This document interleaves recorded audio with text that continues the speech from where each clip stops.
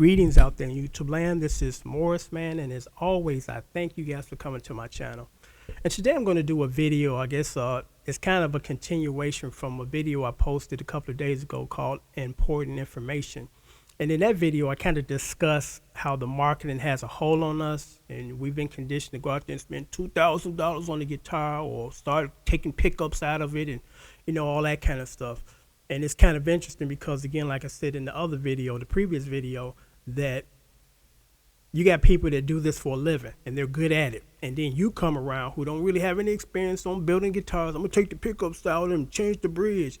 And it's like, these people know what they're doing. You come behind them and modify their creation, which is kind of ridiculous and an insult. So I'm going to share some stories regarding guitars. Because before I had a near-death experience, I was like everybody else. I'm just kind of following what the marketing people told me to do. I guess this is the right thing to do. Everybody else doing it around me.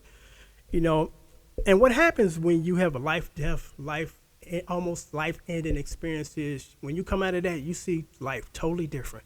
You see things around you that have been around you your entire life, but you never paid any attention to them because you had no reason to.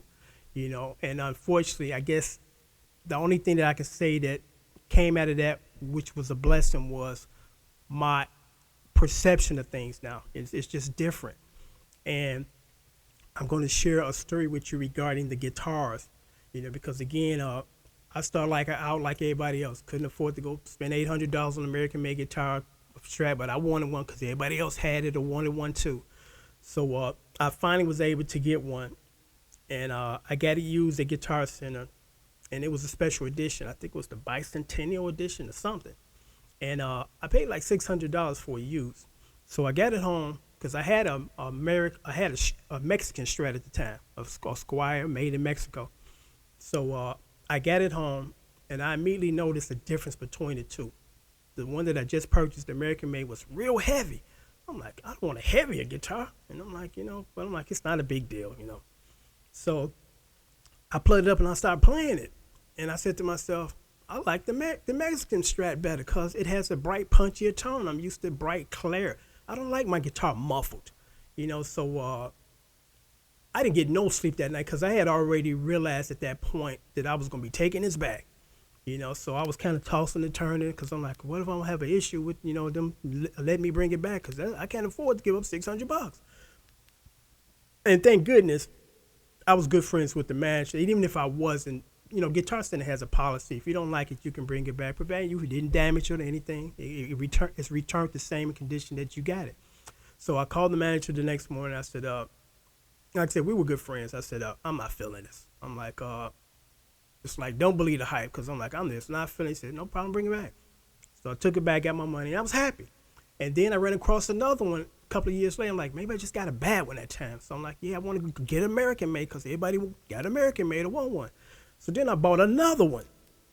And when I got it, I felt the same way as I did with the other one. Real heavy. Just the tone wasn't as crisp and bright as the Squires. Because at that point, my ear had become accustomed to bright, crisp sounding Strats. So I put an ad in the paper, and immediately I got rid of it because, everybody that was buying guitars was kind of hooked in that marketing nonsense like me. Because when I told them it was American made, it's like, I grab it. When I was trying to get rid of my Mexican Strat, when I went to get another Strat down the line, nobody wanted the bag because it came from Mexico, which was ridiculous and nonsense. But, we've been conditioned that if the American ain't on that, USA ain't on that headstock, it ain't as good as the other one. But like I've said, I've had over 150 guitars. I got a pretty good ear for tone. I get a good ear for chord progressions. I can hear stuff.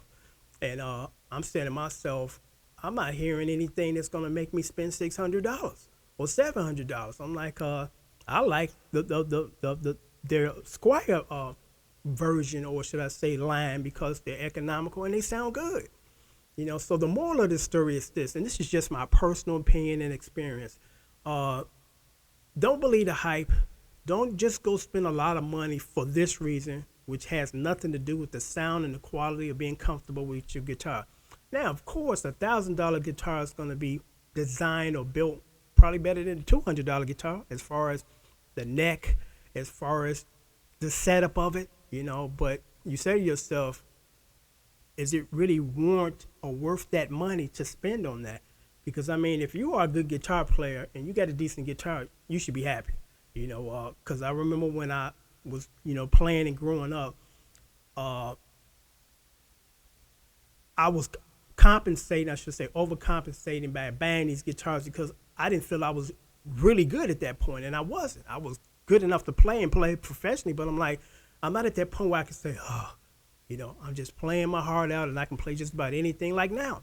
Now I can just play about anything I want. And it's a good feeling. And I'm not struggling at trying to do it. And it doesn't make a difference if I got a $200 or $700 guitar, I can play, because the majority of the guitars that I have bought, the electric ones, I've paid under $200 for them. I mean, there were a few exceptions, but for the most part, under 200. A lot of times, I say under 175. The guitar that I just purchased, I'm not going to tell you how much I paid, but I didn't pay a lot for it. And it looks good, it sounds good, and the reason why I purchased it because it has something very unique to it. Because now I'm kind of into this custom guitars instead of just a regular line of Fenders, Gibsons, or whatever. I like unique, different guitars where I'm the only one who has this guitar.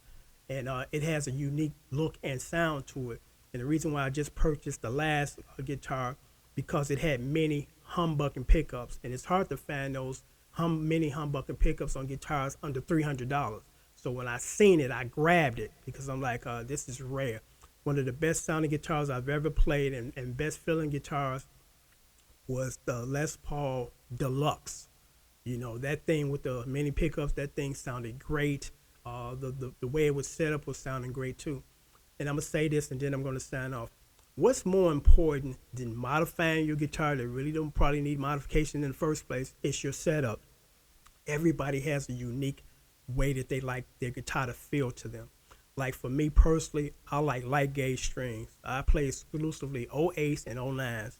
I don't like 10s. I definitely don't like 11s because when that guitar came that I just purchased recently, it came with 11s. And I said, I'm going to try to leave them on there and see if I can just play with them and just be a little different. Within 2 hours, the strings came off because I'm like, they're too thick. If there's no slinky or I can really bend my notes, I don't want no part of it. So that's more important than modifying your guitar is getting it set up that is custom to your liking. Because again, me personally, I like my action as low as it can go to the point where it's almost buzzing, but not buzzing. And the reason why, because when you play guitar, you press down on the strings, you add pressure. And if the strings are higher off the fretboard, it requires more pressure to be added to the neck of the guitar to play it. And that's kind of taxing on the hands, as opposed to your strings are really low. You just got to kind of touch them a little bit, to strike out the note. So that's my thing. I like 8 strings. I like light pickups. I don't like heavy pickups. I mean, should I say picks? I like light picks. I use light picks. I don't use heavy picks. Only time I would use a medium or even heavier pick if I'm playing acoustic guitar with heavy gauge strings and I'm just playing open chords on the top frets, and I'm strumming. So I need that extra thickness for the pick to hit these strings and not have the pick bending all over the place. But again, that's my thing. I think the emphasis, and again, it's just my opinion, the emphasis should be on your personal setup. Does the guitar feels good to you? Because what I noticed over the years, and then I'm going to sign off, when I was buying my Fender guitars, I'm like, why is these strings so thick or so much tension? I changed it to the lightest gauge 08 and there was still tension and it just couldn't bend them. And, when I'm trying to play that F chord, bar chord, it's just killing my hand. I'm like, maybe my hands ain't strong enough. Then I talked to other musicians. They said, I'm having the same problem with Fender. Then we kind of realized that there's something about the way that the Fender guitars, Fender Stratocasters, because it's not the Tele, it's the Stratocaster that had this issue, where there's just a lot of tension. And it's like even when you change the gauge strings, or do what you need to do as far as adjusting the action, and it's just the way that guitar is designed, the way that the bridge is designed and just the way that the neck is set up on it, it's really hard to play that guitar. And another thing I noticed about Fenders is, and most of them I've had, was when I have them in a certain position in the toggle switch, I hear this noise, this buzzing sound. And I'm like, when I got my J Terses, they sounded just as good as Fenders, and I never heard that noise.